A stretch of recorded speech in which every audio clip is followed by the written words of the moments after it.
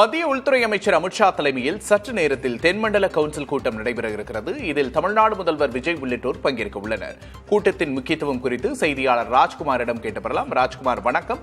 இன்றைய கூட்டத்தில் என்னென்ன முக்கியமான விஷயங்கள் குறித்து பேச போறாங்க? குறிப்பா தமிழ்நாடு முதலமைச்சர் என்னென்ன மாதிரியான கோரிக்கைகளை முன்வைக்க போறாரு? கூடுதல் விவரம் என்ன?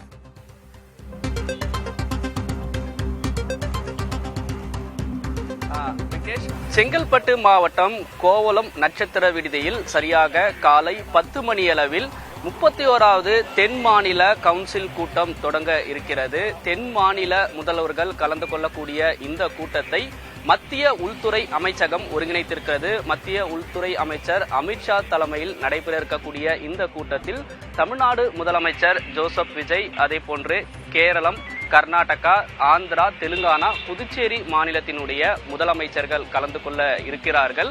ஏற்கனவே மாநில முதலமைச்சர்கள், தமிழ்நாட்டை தவிர்த்து பிற மாநில முதலமைச்சர்கள் நேற்று இரவே இங்கு நட்சத்திர விடுதிக்கு வந்திருக்கிறார்கள்.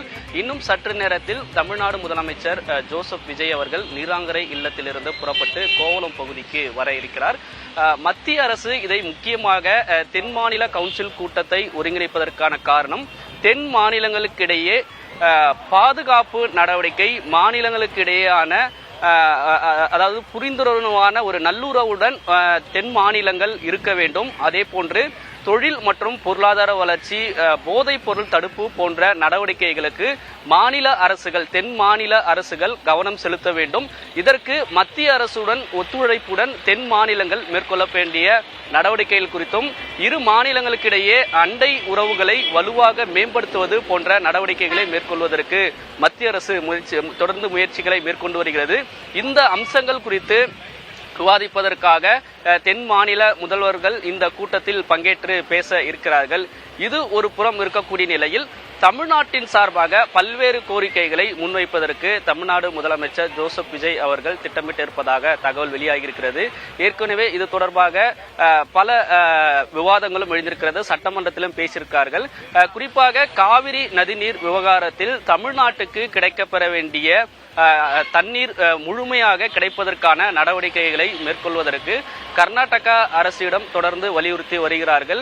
எனவே இதற்கு மத்திய அரசினுடைய முழு ஒத்துழைப்பு தேவை என்றும், அதே போன்று காவிரியில் மேகதாது குறுக்கே அணை கட்டக்கூடிய நடவடிக்கையை முழுமையாக கைவிட வேண்டும். தமிழ்நாட்டில் இருக்கக்கூடிய ஆளும் கட்சியான தாவேகா, மற்ற எதிர்க்கட்சிகள் உள்ளிட்ட அனைவரும் இதில் ஒருமித்த கருத்தோடு வலியுறுத்த வேண்டும், மத்திய அரசு இதில் நடவடிக்கை எடுக்க வேண்டும் என்று வலியுறுத்தி வருகிறார்கள். எனவே காவிரி மேகதாது விவகாரத்தில் கர்நாடக அரசு அந்த அணை கட்டக்கூடிய நடவடிக்கையை கைவிட வேண்டும் உள்ளிட்ட விஷயங்களும், அதே போன்று தமிழ்நாட்டுக்கு கிடைக்க வேண்டிய மாநில சுயாட்சிக்கான நிதி பகிர்வை மத்திய அரசு கொடுப்பதற்கான நடவடிக்கைகள் எடுக்க வேண்டும். தமிழ்நாட்டிற்கான உள்கட்டமைப்பை இன்னும் மேம்படுத்துவதற்கான நடவடிக்கையில் மத்திய அரசு உதவி செய்வதற்கான நடவடிக்கைகளை எடுக்க வேண்டும். முல்லை பெரியாறு அணை விவகாரம் உள்ளிட்ட நடவடிக்கைகளும், அதே போன்று மெட்ரோ ரயில் திட்டத்திற்கான நடவடிக்கையிலும் கூடுதலாக கோவை, மதுரை போன்ற நடவடிக்கையெல்லாம் தமிழ்நாட்டிற்கான நடவடிக்கை மேம்படுத்த வேண்டும் உள்ளிட்ட அம்சங்கள் எல்லாம் தமிழ்நாட்டினுடைய சார்பாக தமிழ்நாட்டினுடைய விவகாரங்கள் குறித்து பேசுவதற்கான நடவடிக்கை இருப்பதாக தெரிவிக்கிறார்கள். இதை தமிழ்நாட்டு முதலமைச்சர் பேசும்பொழுது, மாநில முதலமைச்சருடைய உரையாற்றக்கூடிய நடவடிக்கையில் பேசும்பொழுது இதை வெளிப்படுத்துவார் என்ற தகவலை தெரிவிக்கிறார்கள். இது மட்டும் இல்லாமல் கர்நாடகா மாநில முதலமைச்சர் டி.கே. சிவகுமாரிடம் தமிழ்நாட்டினுடைய முதலமைச்சர் தனியாக சந்தித்து சில கோரிக்கைகளை தனிப்பட்ட முறையில் பேசுவதற்கான வாய்ப்புகள் இருக்கும் என்று சில அரசு அதிகாரிகள் தெரிவிக்கிறார்கள். தமிழ்நாட்டு முதலமைச்சர் நேரடியாகவே கேரள மாநில முதலமைச்சர் டி.கே. சிவகுமாரிடம் பேசுவதற்கான காவிரி நதிநீர் விவகாரம், முல்லை அதாவது மேகதாது குறுக்கே அணை கட்டக்கூடிய நடவடிக்கையை கைவிட வேண்டும். சில நாட்களுக்கு முன்னதாக 3 தமிழர்கள் கர்நாடகா மாநிலத்தில் சுட்டுக் கொல்லப்பட்ட விவகாரம் தொடர்பாக இங்கு தமிழ்நாடு சட்டமன்றத்தில் பல விவாதங்கள் எல்லாம் எழுந்திருக்கிறது. இந்த விவகாரங்கள் குறித்து பேசுவதற்கான வாய்ப்புகள் இருப்பதாகவும் சொல்லப்படுகிறது. அதன் அடிப்படையில் இந்த தென் மாநில முதல்வர்கள் கலந்து கொள்ளக்கூடிய இந்த கூட்டம் மிகவும் முக்கியத்துவம் வாய்ந்ததாக பார்க்கப்படுகிறது.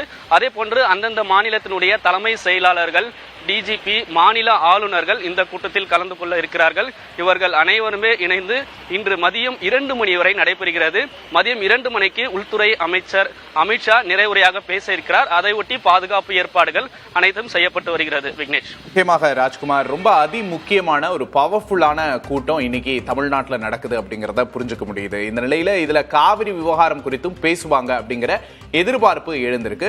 ராஜ்குமார், நேற்று மத்திய உள்துறை அமைச்சர் அமித்ஷாவை முதலமைச்சர் 50 நிமிடங்கள் சந்தித்து பேசியிருக்கிறார். இன்னைக்கு கூட்டத்தில் பங்கேற்கிறார். நம்ம முதலமைச்சரை துணைத் தலைவராகவும் இந்த கூட்டத்துக்கு போட்டிருக்கிறாங்க. அப்படிங்கிற பட்சத்தில் மத்திய அரசோட தாவேக அரசு என்ன மாதிரியான போக்க கடைபிடிக்கிறாங்க? வரும் காலத்துல இந்த இணக்கம் அப்படிங்கிறது நிதி சார்ந்த பிரச்சனைகள்ல தமிழகத்துக்கு சுமூகமான தீர்வு எட்டப்பட வாய்ப்பு இருக்கா? அது தொடர்பான விவரங்கள்.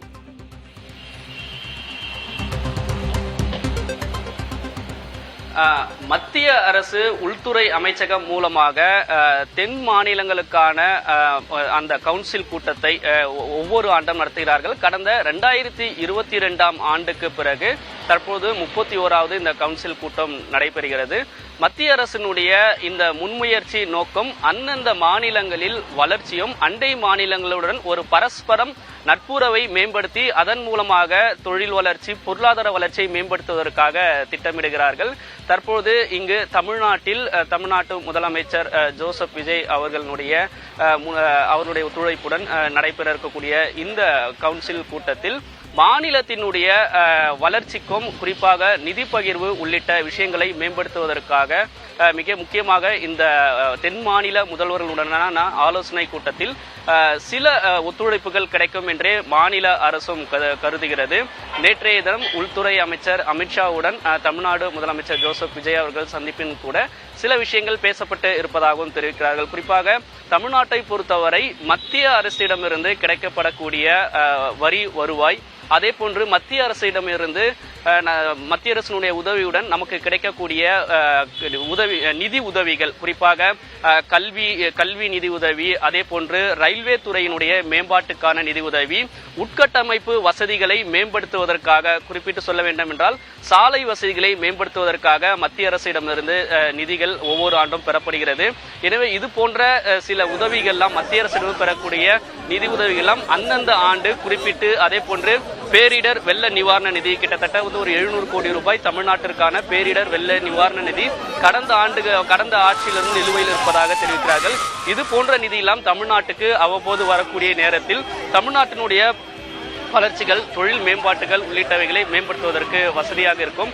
எனவே இந்த அம்சங்கள் எல்லாமே கூட மத்திய உள்துறை அமைச்சர் அமித்ஷாவுடன் சந்திப்பு நேரங்களில் தமிழ்நாட்டினுடைய முதலமைச்சர் ஜோசப் விஜய் அவர்கள் பேசியிருப்பார் என்ற தகவல் வெளியாகி இருக்கிறது. எனவே 31வது தேசிய கவுன்சில் கூட்டம் தமிழ்நாட்டில் நடைபெறக்கூடிய இந்த சூழ்நிலையில் இன்னும் கூடுதலான ஒரு முக்கியத்துவத்துடன் தமிழ்நாட்டுக்கு கிடைக்கக்கூடிய நிதி திட்டங்கள், பல்வேறு வகையான வசதிகளை மேற்கொள்வதற்கான இந்த நேற்றைய சந்திப்பும் தொடர்ச்சியாக இன்று நடைபெறக்கூடிய இந்த மாநில முதல்வர்கள் கூட்டத்தில் தமிழ்நாட்டிற்கான நிதி பகிர்வு, பல திட்டங்களை கொண்டு வருவதற்கான சில விஷயங்களை மேம்படுத்துவதற்கான வசதிகளையும் மத்திய உள்துறை அமைச்சர் அமித்ஷாவிடம் முதலமைச்சர் ஜோசப் விஜய் அவர்கள் பேசியிருப்பார் என்ற தகவலும் தெரிவிக்கிறாங்க. விக்னேஷ். நிச்சயமா ராஜ்குமார், முதலமைச்சரின் கான்வாய் புறப்பட்டு விட்டது. வழியில தொண்டர்களை முதலமைச்சர் சந்திக்கிற காட்சிகளை நாம் அப்ப பார்த்துக்கிட்டு இருக்கோம். ராஜ்குமார், இந்த நிலையில இந்த கூட்டத்தை புதுச்சேரி முதலமைச்சர் ரங்கசாமி புறக்கணிச்சிருக்கிறார் அப்படிங்கிறதை நம்மளால பார்க்க முடியுது. அவருக்கு அந்த கூட்டத்துல உரிய முக்கியத்துவம் இல்லை அப்படிங்கிறத காரணமா சொல்லி இருக்கிறதா சொல்லப்படுது. என்ன காரணம்? இதோட பின்னணி என்ன?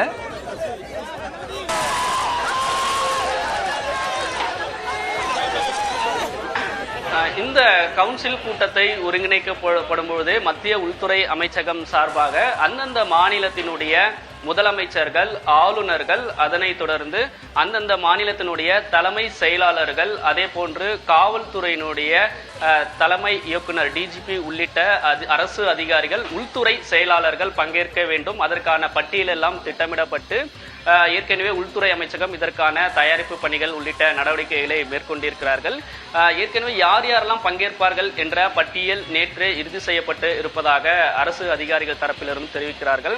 தமிழ்நாடு, கேரளம், கர்நாடகா, ஆந்திரா மாநில முதலமைச்சர்கள் நேரடியாகவே பங்கேற்கிறார்கள். இதில் தெலுங்கானா மாநிலத்திலிருந்து மட்டும் தெலுங்கானா மாநிலத்தினுடைய துணை முதலமைச்சர் பங்கேற்ப இருப்பதாகவும், புதுச்சேரியை பொறுத்தவரை புதுச்சேரியினுடைய ஆளுநர் பங்கேற்க இருப்பதாக தகவல்களை தெரிவிக்கிறார்கள். இன்னும் அதிகாரப்பூர்வமாக புதுச்சேரியினுடைய மாநில முதலமைச்சர் ரங்கசாமி ஏன் கலந்துக்கவில்லை என்று அதிகாரப்பூர்வமாக தெரிவிக்கவில்லை.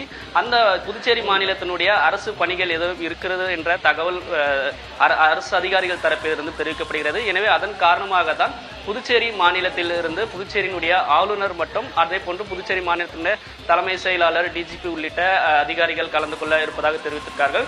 தமிழ்நாட்டை பொறுத்தவரை தமிழ்நாட்டினுடைய தலைமை செயலாளர் சாய்குமார், டிஜிபி மகேஷ்குமார், அதே போன்று உள்துறை செயலாளர் மணிவாசகன் உள்ளிட்ட அதிகாரிகளும் இந்த கூட்டத்தில் கலந்து கொள்ள இருக்கிறார்கள். காலை 10 மணிக்கு சரியாக தொடங்க இருக்கக்கூடிய தென் மாநில முதல்வர்கள் கூட்டத்தினுடைய ஏற்கனவே திட்டமிட்ட அடிப்படையில் நிகழ்ச்சி நிரல் அனைத்தும் தயார் செய்யப்பட்டிருக்கிறது. அதன் அடிப்படையில் ஒவ்வொரு மாநில முதலமைச்சர்களும் பேசிய பிறகு இறுதியாக உள்துறை அமைச்சர் அமித்ஷா உரையாற்ற இருக்கிறார். விக்னேஷ். நிச்சயமாக ராஜ்குமார், தற்போது முதலமைச்சர் விஜய்க்கு உற்சாக வரவேற்பு அளிக்கப்படும் காட்சிகளை பார்க்கிறோம். முதலமைச்சர் தற்போது மாநாட்டிற்கு புறப்பட்டு விட்டார். செங்கல்பட்டு மாவட்ட எல்லையில் முதல்வர் விஜய்க்கு வரவேற்பு அளிக்கப்படுகிறது. பல்வேறு மாநில முதலமைச்சர்கள், தென் மாநில முதலமைச்சர்கள் பங்கேற்கும் மத்திய உள்துறை அமைச்சர் தலைமை தாங்கும் ஒரு அதி முக்கியத்துவம் வாய்ந்த தென் மாநிலங்களின் மாநாடு என்பது தற்போது தமிழ்நாட்டில் நடைபெறுகிறது. இதில் பங்கேற்பதற்காக முதலமைச்சர் விஜய் புறப்பட்டிருக்கிறார். காட்சிகளை பார்க்கிறோம். கூடுதல் விவரங்களுக்கு நன்றி ராஜ்குமார்.